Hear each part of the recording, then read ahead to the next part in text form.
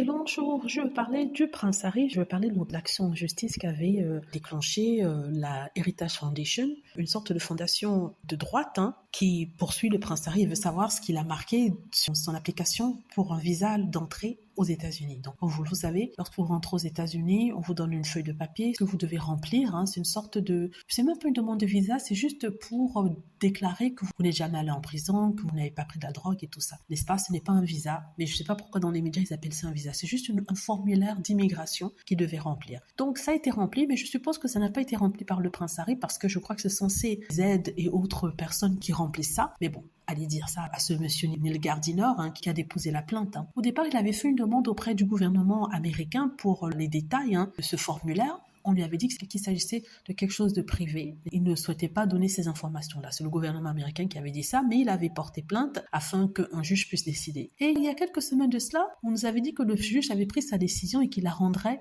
plus tard. Mais ça faisait 2 semaines qu'on attendait, mais toujours rien. Mais on vient d'apprendre en fait que le juge avait bien pris sa décision, il a statué sur le cas, mais au lieu de rendre sa décision publique, il a décidé de fermer le dossier, n'est-ce pas, et de ne pas annoncer son jugement. C'est marrant.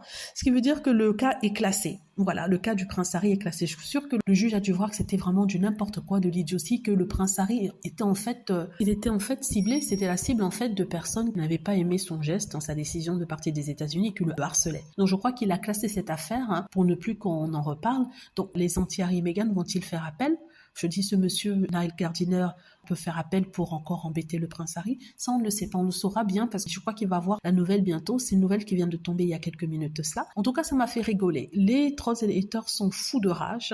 Ils s'attendaient à ce qu'on vire le prince Harry des États-Unis, mais ce n'est pas arrivé. Donc ils sont fous de rage. Ils sont en train d'insulter le juge en disant qu'il a été acheté, en hurlant sur tous les toits. Ça me fait trop rigoler. En plus de ça, ils espèrent que Trump sera élu pour pouvoir ouvrir le dossier de Harry. Très belle nouvelle.